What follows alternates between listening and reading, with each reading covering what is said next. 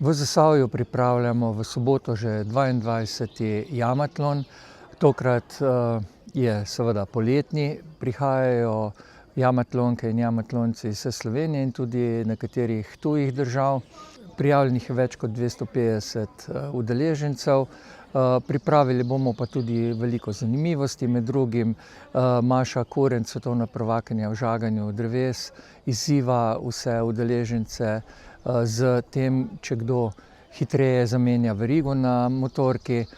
Tudi za glasbo bo poskrbljeno, gimnazijski bend iz trboveljske gimnazije bo zaigral in pa seveda vse tiste stvari, ki pašejo na jamatlon, od meta, bata, škornja, rikverc, okolenkištvo do vseh drugih luštnih in pametnih zadev.